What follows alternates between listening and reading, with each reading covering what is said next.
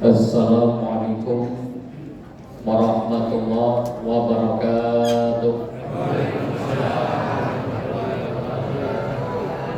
A'udzu billahi minasyaitonir rajim. Bismillahirrahmanirrahim. Alhamdulillahirabbil alamin.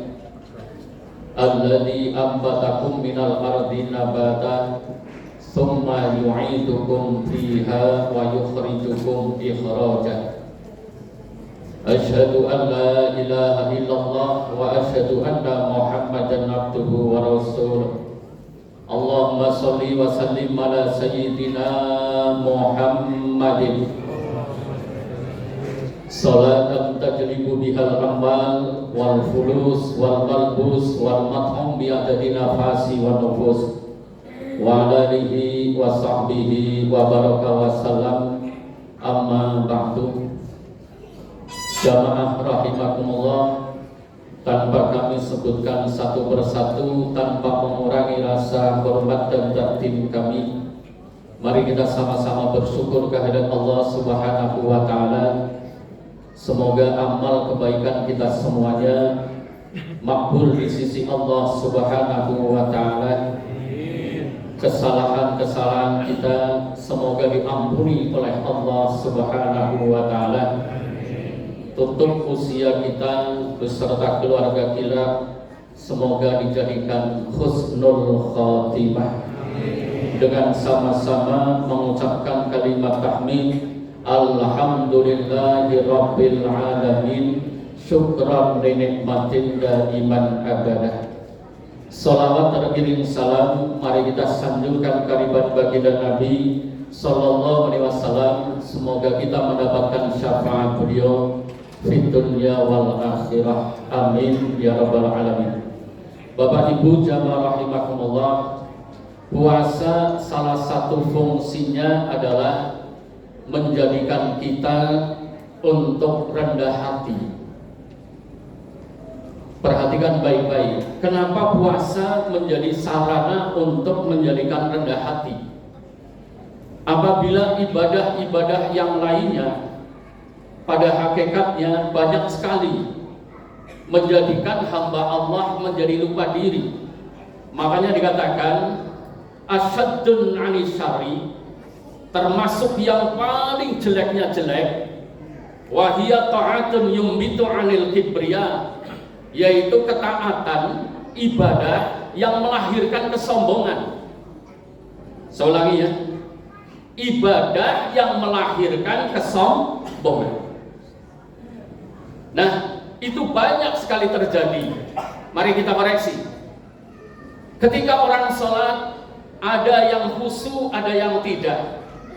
Ketika orang membaca Al-Quran, ada yang lancar, ada yang bagus, ada yang tidak. Ini sering menjadikan orang-orang itu bangga diri, kemudian menjadikan sombong. Dan banyak orang menjadi orang alim, dulunya bodoh, dulunya tidak tahu apa-apa, sifatnya baik, sifatnya lugu, kepada orang itu menghormati, tapi begitu pandai sedikit, begitu bisa sedikit, kemudian menyepelekan orang lain. Banyak apa banyak? Orangnya hadir nggak? Ayo. Nggak hadir, orang nggak hadir. Oh, nggak hadir orangnya. Ya, nih, kenapa saya ngomong kayak gini? Bukan isapan jempol. Saya jadi guru dari tahun 86 Pak. Usia sekarang saya alhamdulillah 58 tahun. Udah mau 60. Ini jadi pengalaman betul. Saya ngajar di Sanawiyah ya, yang aslinya tadinya pondok pesantren, didirikan 1917. Pendirinya itu temannya Mbah Wahab Hizbullah, namanya Syekh Masuri Ibnu Abu Surut, putranya Mbah Abdul Aziz, dan beliau itu putranya Abu Surut. Abu Surut itu imam besar Masjid Agung Purwokerto yang menggantikan Kiai Abdullah Fakih yang kesohor perang tanding sama Syekh Raga Semangsang. Di alun-alun Purwokerto itu ada makam yang tidak bisa digusur, sampai sekarang masih ada. Itu makamnya Mbah Raga Semangsang. Dikatakan Raga Semangsang karena memiliki ilmu rawe lontek, gitu ya. Kalau sekarang dikata bid'ah karena nggak bisa, gitu ya. Itu ketika dipotong-potong tubuhnya jatuh ke bumi, hidup lagi. Nih, nah makanya di situ Abdullah Fakih digantikan Abu Surut.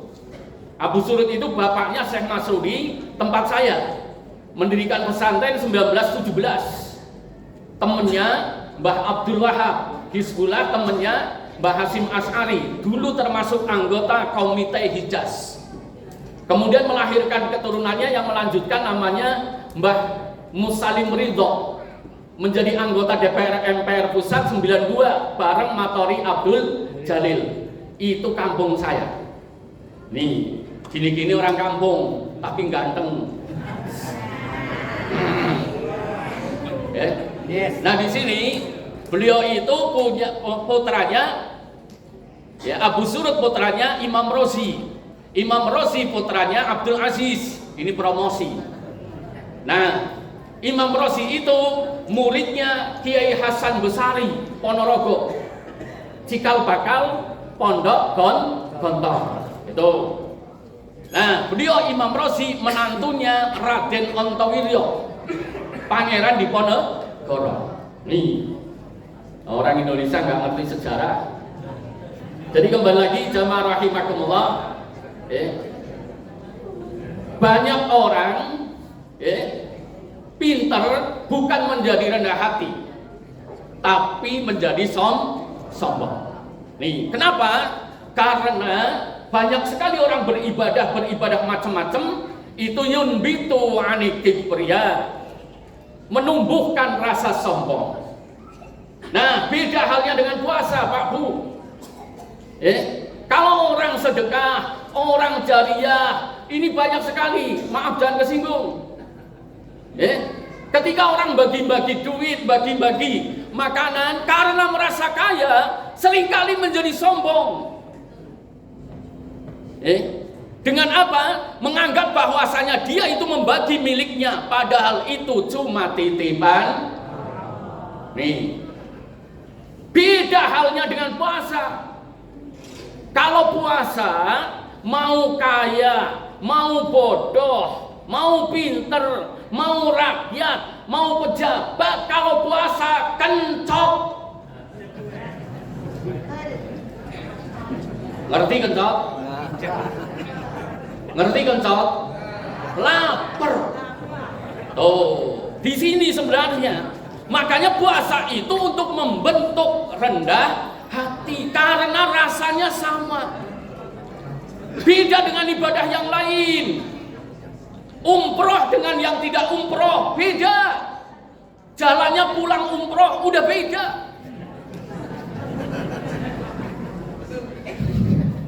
Haji juga beda. Kalau sudah haji nggak dipanggil haji, ngambek. Paham? Hadir orangnya. Iya. Makanya jamaah yang dirahmati Allah, kenapa di sini puasa itu membentuk rendah hati? Karena satu di antaranya rasa daripada orang melakukan puasa itu sama. Mau kiai kek, mau santri kek, kalau kurang 5 menit sudah ngadep makanan. Padahal kucing nggak pernah kalau makan ngadep. Kucing kalau makan langsung. Iya Pak ya? Nih, ini contoh. Maka di sini jamaah yang dirahmati Allah Subhanahu wa taala, rendah hati itu dikatakan anna tawaddu'a hayyatun 'anit taqwa. Rendah hati itu puncaknya takwa. Nih, puncaknya takwa itu rendah hati. Karena orang takwa itu merupakan tujuan finalnya daripada puasa. Ya ayyuhalladzina amanu kutiba alaikumus siyamu kama kutiba alal ladzina min qablikum la'allakum tattaqun. Nah, orang yang rendah hati itu menjadi puncaknya takwa, tidak akan bisa menjadi rendah hati sebelum hatinya bersih. Makanya dijelaskan, hoyatun taqwallahi ta'ala tansihul qalba siwahullahu ta'ala. Puncak daripada ketakwaan adalah ketika hati sudah kosong dari selain Allah Subhanahu wa ta'ala. Sekarang saya tanya, ibu bapak kalau puasa hatinya isi apa? Halo, jangan pura-pura nggak dengar kalau diajak ngomong. Coba kira-kira isinya apa coba kalau puasa hatinya? Kolak. Ya Pak ya, bukan qala ta'ala tapi kolak. Ini ya. Bahkan kadang-kadang unik. Kita belum puasa sudah ngomongin makanan. Habis buka, suami nanya, Bu, besok buka pakai apa? Baru saja buka. Gitu. Padahal semestinya orang takwa itu sampai apal syairnya. Hasbi Rabbi Jalallah ma fi qalbi khairullah Muhammad Rasulullah la ilaha illallah. Ayo bareng. Hasbi Rabbi Jalallah ma fi qalbi khairullah Muhammad Rasulullah la ilaha illallah. Nah sampai sini. Jadi puasa kenapa disyariatkan? Satu di antaranya puasa ibadah yang memiliki rasa yang sama. Maka orang berpuasa sudah semestinya karena rasanya sama, mestinya saling asah-asih asuh, saling rendah hati. Nah sekarang dalilnya kenapa disuruh rendah hati? Di Al-Quran dijelaskan. Ini saya ingat masih kecil tahun 82. Nih, zaman gencar-gencarnya P3 di tahun 80-an. Ya, sampai 86-an itu. Ini di pondok-pondok, di kiai-kiai sering disampaikan. Saya nukil dari Hadratul Syekh, guru saya Mbah Misbah Bangilan. Beliau menyatakan ya di dalam tulisan beliau Al-Iqlil. Ya. Di situ Allah pesan ke kita semuanya. Tilka darul akhiratu, sesungguhnya kampung akhirat, naj'aluha, dibikin oleh Allah, lilladzina, untuk orang-orang, la yuriduna fil ardi uluwan, yang di muka bumi ini tidak menyombongkan diri. Nah pada tahun 80-an, era daripada P3 zaman dulu, kiai-kiai yang pada masuk partai disindir dengan ayat ini. Maka dimaknai oleh para kiai saat itu, ya, yuriduna uluwan itu jabatan. Jadi orang yang tidak menginginkan jabatan di muka bumi ini, ya, perhatikan baik-baik. Jadi akhirat itu dibikin oleh Allah untuk siapa? Untuk orang la yuriduna fil ardi uluwan. Di muka bumi ini tidak nyari kedudukan. Karena apa? Yang menjadikan sombong orang itu biasanya ketika memiliki kedudukan. Benar apa benar? Maaf jangan kesinggung. Ketika belum jadi RT biasa-biasa baik. Tapi setelah jadi RT berani kayak gini. Kalau kumpulan pertemuan di lingkungan nggak disebut yang terhormat Pak RT, ngambek itu. Ketika apa dimintai surat, ngumpet di rumah. Orangnya hadir. Ya benar. Jadi jabatan itu sering menjadikan orang itu menjadi sombong. Ini. Maka di sini wala fasada, dan tidak membuat kerusakan di muka bumi. Wal aqibatu lil muttaqin. Padahal sebaik-baik akibat itu adalah takwa. Perhatikan baik-baik Bapak Ibu.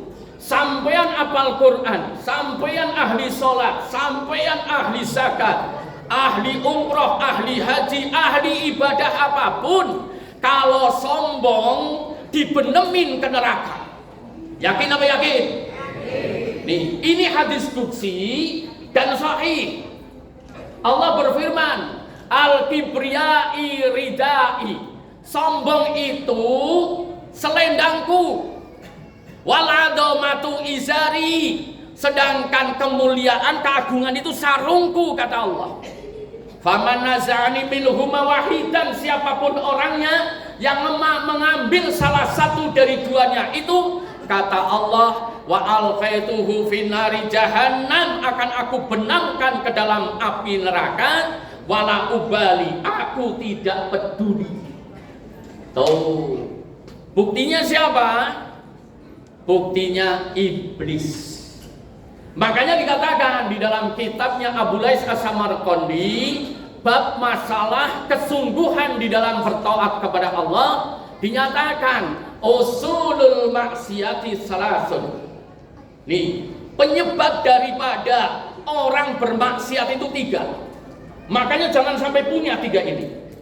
1, sombong. Tuh. Yang kedua yaitu serakah.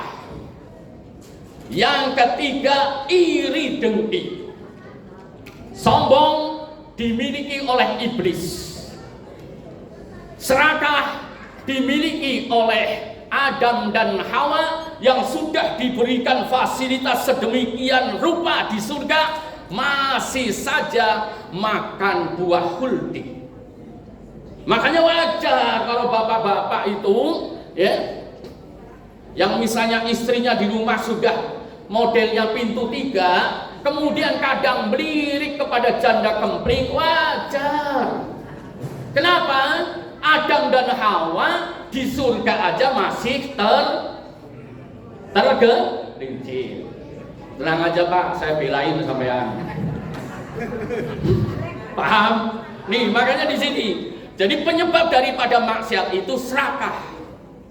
Keserakahan. Makanya dibina, dididik dengan puasa. Kemudian yang ketiga iri dengki, yaitu Habil dan Qabil. Saling membunuh karena apa? Iri dengki. Makanya biang daripada kesalahan 3. Makanya bapak-bapak, ibu-ibu ada resep nih. Ada resep. Itu dikatakan bahwasanya man hafidhu li salasun, siapa orangnya yang menjaga 3 ini, yadkhulu 'anil wilayah, akan menjadi walinya Allah. Idza da'a ila Allah ta'ala mustajaban, kalau mendoa kepada Allah akan mustajab. Nih, bahkan yudafi'u an kulli bala'i dunya wa din wal akhirah, mampu menolak bala dunia, agama, akhirat. 3 ini miliki. Ayo. 1, tarokun dofni, tinggalkan sakit hati. Sulit apa sulit? Sulit apa sulit? Orang kadang-kadang sholat jamaah aja sakit hati, imamnya kelamaan sedikit, kurang ajar. Ya situ masih muda, saya udah tua tahu, berdiri aja kesenggoyongan. Tuh, jadi nggak sakit hati itu sulit. Makanya silahkan, ayo kalau sampean kepengin menjadi orang istimewa di hadapan Allah, ibadahnya pas-pasan, perhatikan baik-baik ini, ibadahnya pas-pasan, tapi istimewa. Kalau sampean bisa jadi orang nggak pernah sakit. Makanya sering saya ajarin, ini doa wali. Saya dapat ini tahun 2000, dari Hadratus Syekh Mbah Abbas Buntet, Mbah Abdullah Abbas, itu saya diajarin, ayo bareng-bareng diamalin. Bismillahirrahmanirrahim. Allahumma orang ngeluh. Ini loh, jangan ketawa orang diajarin kok. Ini doa wali Pak. Ya. Coba sampean puasa, sampean sholat, sampean masak, sampean ibadah apa saja, kalau ngeluh, dosa ngeluhnya sama taatnya nggak sebanding. Ya Pak ya? Nih, makanya ayo latihan. Ya. Ini satu. Nanti pulang ya.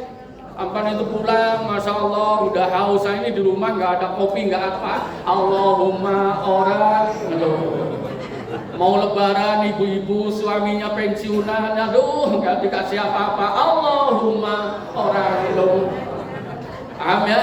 Ini doa wali benar-benar. Kenapa? Tarawih si kaya. Ya, meninggalkan keluh kesah itu menjadi kekasih Allah. Maka satu, ingat-ingat ya. Modal daripada kita menjadi istimewa termasuk bisa menjadi orang yang ikuti perintah Allah, rendah hati. Satu, bersihin dulu hatinya. Makanya 3 karomah, yaitu tansih. Yang pertama yaitu tarokun, ya, dofni, tinggalkan sakit hati. Coba, ada nggak di sini yang nggak pernah sakit hati? Halo, ada nggak? Bu, ini saya ngajar di sini udah lama ini ya. Ibu-ibu ada yang hadir. Nih, tahun 2000-an ya. Udah 26 tahun Mas saya di sini. Nih, jadi apal makanya. Saya apal banget jamaah sini. Jadi kalau di masjid nggak ngobrol, nggak enak. Yang kedua, kalau sampean kepengen istimewa, doanya mustajabah, tarokun hibah. Tinggalin ngerasain jelek orang. Nih, makanya saya sering bilang, daripada kamu puasa, ya, puasa kok ngerasain orang, yang muda-muda lebih baik kelon. Loh bener-bener ini ya. Karena ada orang puasa, ya, ngabuburit, ngerasain orang, jelek-jelekin orang, sia-sia puasanya. Kemudian yang ketiga, tarokun ada, tinggalin nyakitin orang.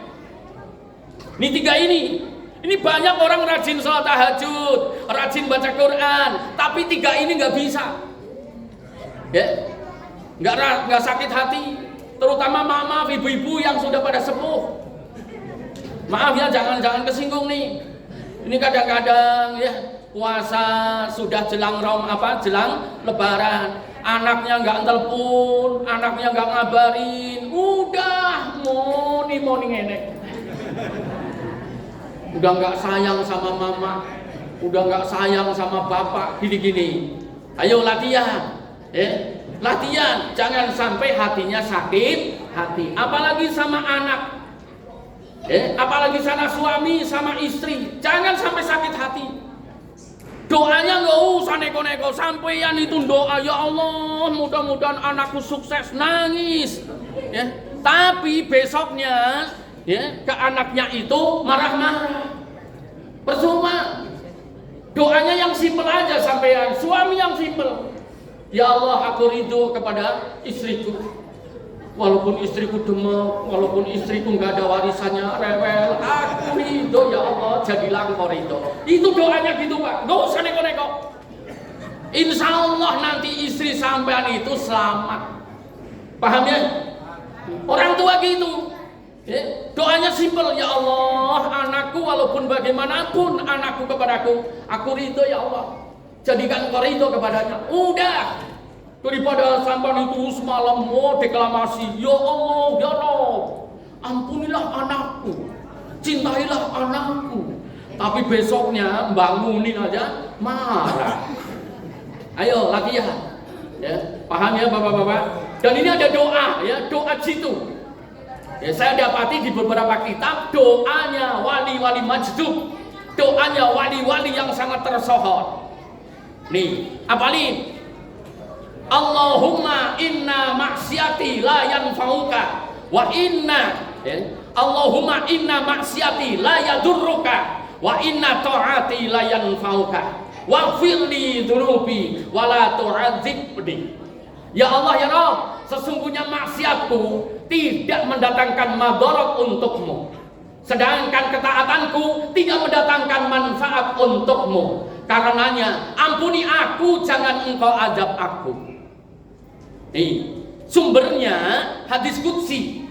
Allah menyatakan, andai kata hambaku dari awal sampai akhir, dari golongan jin dan manusia, semuanya taat kepadaku, sedikit pun tidak mempengaruhi kekuasaanku, tidak mendatangkan manfaat untukku. Dan andai kata seluruh makhlukku dari awal sampai akhir, dari golongan jin dan manusia, semuanya maksiat kepadaku, sedikit pun tidak mendatangkan madarat untukku. Ini pernyataan Allah. Maka oleh para kekasih Allah dijadikan sebagai sarana munajat. Allahumma inna ta'ati la yanfa'uka wa inna ma'siyati la yadurruka waghfirli dzunubi wa la tu'adzibni. Di dalam kitab Nashaikhud Diniyah dikatakan bahwasanya ada seorang waliullah mendoa dengan seperti itu dan diselamatkan oleh Allah Subhanahu wa ta'ala. Jadi jamaah rahimakumullah, 3 perkara itu akan menjadikan kita bersih hatinya. Ingat-ingat, tinggalkan sakit hati, tinggalkan ngerasani jelek, tinggalin nyakitin orang. Nah sekarang rendah hati. Apa sih rendah hati? Perhatikan baik-baik. Jangan ngantuk lah, orang habis buka kok ngantuk. Maaf mas, saya minta air mas. Aduh, mohon maaf.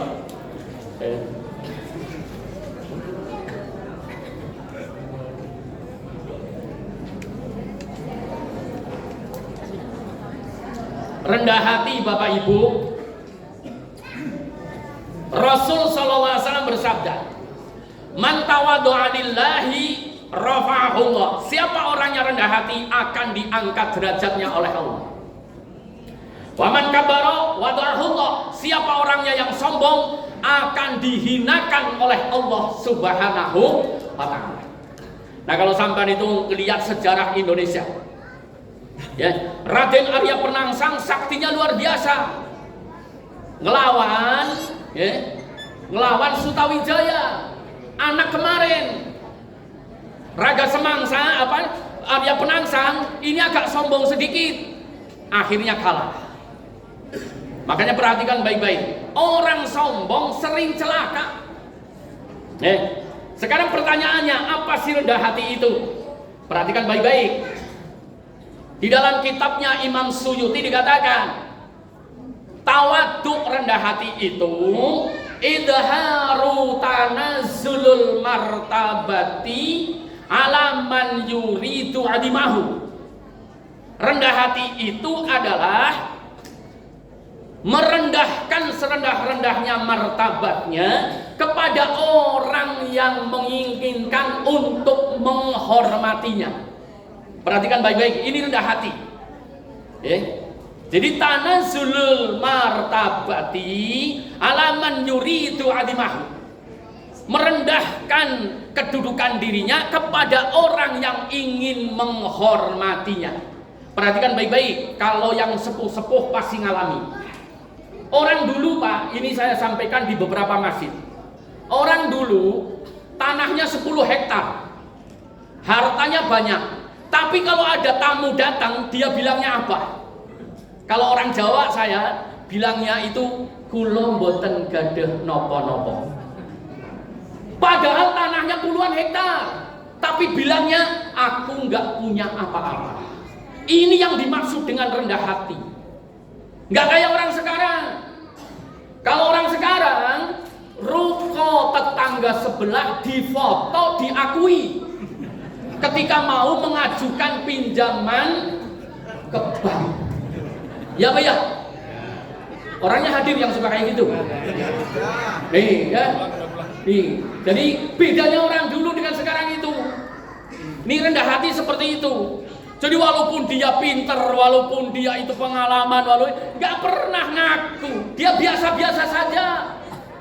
Di zaman saya kecil, zaman tahun 80-an, ini seabrek orang pada apal Quran, tetangganya nggak ngerti, keluarganya bahkan nggak ngerti. Kenapa? Saking rendah hatinya. Kalau sekarang apal 3 surat terkenal. Nih. Kemudian yang kedua rendah hati, perhatikan baik-baik nih. Ini kaitannya dengan di sini. Rendah hati itu dikatakan ta'zimu alaman fauqa li fadlihi. Menghormati, mengagungkan orang yang memiliki kelebihan dari keutamaan. Perhatikan baik-baik. Yang dimaksud dengan fauqa di fadlihi, keutamaannya di atasnya, seperti usia. Anak muda menghormati orang yang lebih tua, itu rendah hati. Jangan jadi anak muda songong boy. Nih, kenapa? Karena anak muda, bapak-bapak, belum pernah tua. Kalau orang tua pernah. Itu Neng, hormati yang tua. Diam-diam kalem-kalem dia kayak gitu. Dulu lenjengnya melebihi sampean banyak, lebih pengalaman. Paham? Nih, makanya ingat-ingat. Jadi yang namanya Islam ngajarin supaya apa? Ta'zimu ala man fawqa li fadlihi.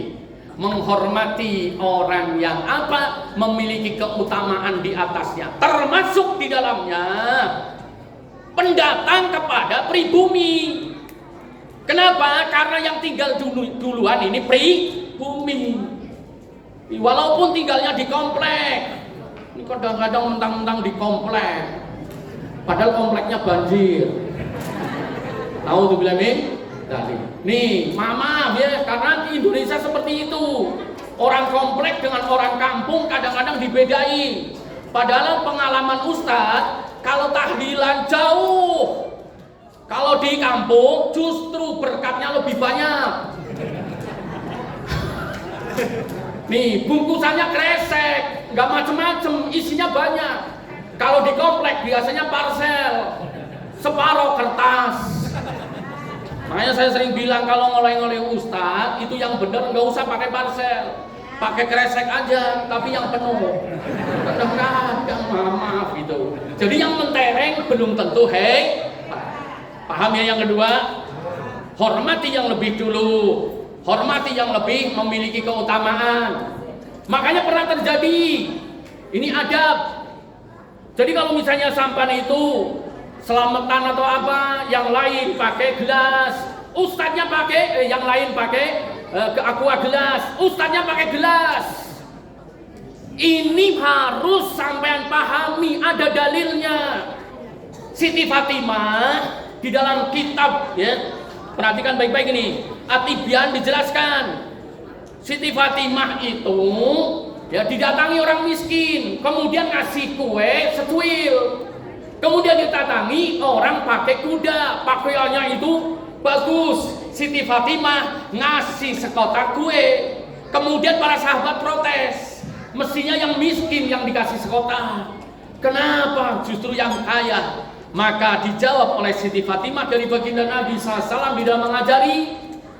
Beliau menyatakan, wanunazilun nasi bimangsili, perlakukan manusia sesuai dengan kedudukannya. Paham? Di sini. Jadi di sini dibedakan. Kenapa? Karena ta'zimu ala man fawqa li fadlihi. Makanya harus ngaji. Beda kalau jebolan pondok. Paham? Sama mondok di Google. Kemudian yang ketiga, rendah hati itu perhatikan baik-baik. Istislamu lil haqqi wa la tu'ridu 'anil hukmi wal hakimi. Yang namanya rendah hati itu istislam terhadap kebaikan. Ya, menerima. Makanya ada kaidah, perhatikan baik-baik nih. Nadhara lil qauli wala liqaili. Lihatlah omongannya, jangan melihat siapa yang ngomong. Paham ya? Ini biasanya orang kalau misalnya yang ngomong orang biasa-biasa nggak didengerin. Tapi kalau yang ngomong orang hebat, luar biasa. Orangnya hadir yang suka kayak gitu. Ayo latihan. Kalau yang benar itu nadaron lil qauli wala liqaili. Lihatlah omongannya, jangan melihat siapa yang ngomong. Makanya saya sarankan kepada sampean semua yang kaya, yang kecukupan harta, yang kecukupan materi, cobalah sekali-kali sampean itu duduk dengan orang yang nggak punya. Dengarkan omongannya. Kenapa? Karena orang rendah hati itu wataqabalahu akan menerima ucapan yang baik, siapapun yang mengucapkannya. sekalipun dhaifun aw syarifun, orang yang lemah ataupun orang yang besar, dia terima omongannya. Contoh sepele Bapak Ibu, kalau sampean misalnya ketemu dengan orang yang susah, orang yang menderita, kata-katanya penuh hikmah. Dengar ini, ya. Barangkali ibu bapak makanan punya, tempat tinggal hebat, indah dan sebagainya, tapi masih ngeluh. Ya Pak ya. Tapi orang yang susah, omongannya sederhana. Pak, Bu, kalau saya bisa makan hari ini aja sudah alhamdulillah. Pak, Bu, kalau saya hari ini bisa makan saja sudah alhamdulillah. Ini sekalipun itu keluar dari orang gak punya, sekalipun itu keluar dari orang bodoh, dengerin. Itu rendah hati. Nih, kesimpulannya karena sudah jam 9. Orang rendah hati itu Bapak Ibu, la nadri anin nafsahu binadril aisi, tidak pernah memandang dirinya dengan pandangan mulia. Nih, ingat-ingat satu. Orang rendah hati itu wa nadri anin nafsahu, melihat kepada dirinya, wala nadru bil isi, tidak pernah memandang dengan pandangan mulia. Akan tetapi wa nadri li khairihi binadril isi, kalau memandang orang lain dengan pandangan yang mulia. Ingat-ingat ya, ingat-ingat dua ini. Orang rendah hati memandang dirinya itu dengan pandangan yang apa? Yang hina. Memandang dirinya dengan pandangan rendah. Tapi kalau kepada orang lain memandang dengan pandangan istimewa. Ini kalau saya membuat analogi gampang banget. Perhatikan baik-baik ke sini biar nggak ngantuk. Kadang-kadang pura-pura nggak dengar. Ini kadang-kadang ya tampangnya gagah-gagah. Wah, hebat-hebat. Kalau berdiri tegap itu. Tapi ternyata sama istrinya kalah. Ya Pak ya. Benar-benar.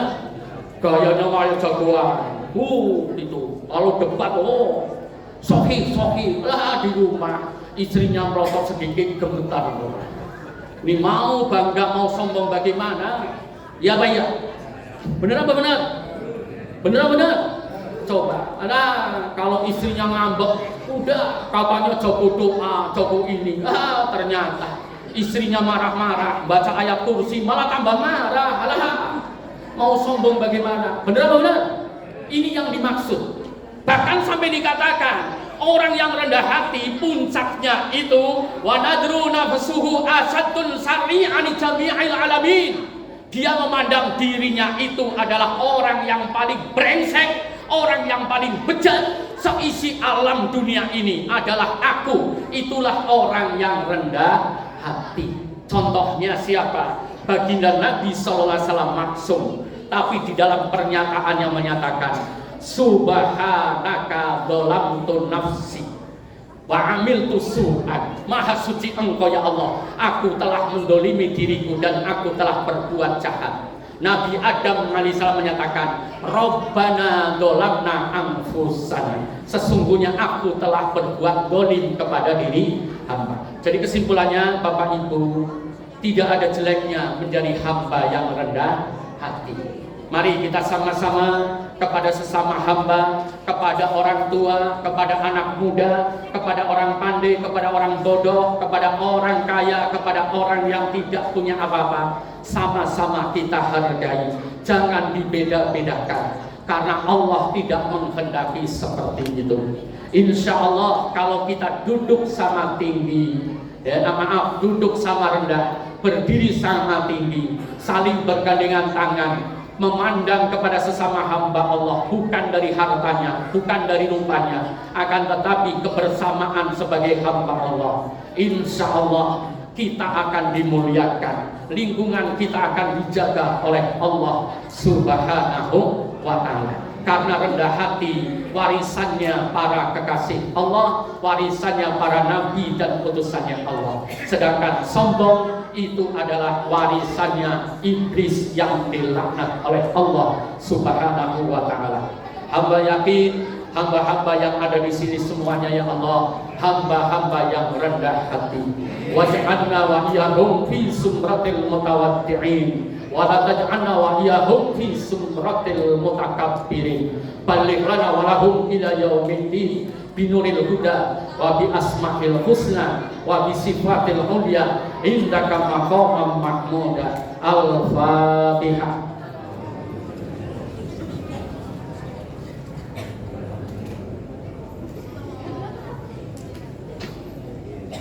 Bismillahirrahmanirrahim. Alhamdulillahirabbil alamin. Allahumma shalli ala Muhammad wa ala sayyidina Muhammad. Allahumma ighfir lana dzunubana wa dzunubakum wa kaffir sayyi'atina wa sayyi'atikum. Balligh lana wa lahum ila yaumil qiyamah fi silmi kafah husnul khotimah min ahlil jannah waj'alna ahdina wa ahlikum ahli sakinah mawaddah wa rahmah solihah min ahlil ilmi wal khair wa la taj'alna min ahli syarri wal khair wa fitna min kaidi syaitan wa juri syaitan wa min syarril insi wal jan. Rabbana anzil alaina ma'idatan minas sama'i takunu lana 'idan li awwalina wa akhirina wa ayatan minka wa rasulna wa anta khairur raziqin. Allahumma ighfir lana dzunubana bi walidayna warhamhum kama rabbayana shaghira wa li ajdadina wa jaddatina wa li dhurriyyatina wa li zawjatina wa li qurabatina wa li masyayikhina wa li ustadina wa li jami'il muslimin wal muslimat wal mu'minin wal mu'minat al ahya'i minhum wal amwat. Rabbana atina fid dunya hasanah wa fil akhirati hasanah wa qina adzabannar. Wa sallallahu ala sayyidina Muhammadin wa ala alihi wa sahbihi wa baraka wasallam. Subhana rabbika rabbil izzati amma yasifun wa salamun alal mursalin walhamdulillahi rabbil alamin. Kesalahan dan kerugian penyampaian kami mohon dibukakan pintu maaf. Bila taufiq wal hidayah wal inayah. Assalamualaikum warahmatullahi wabarakatuh.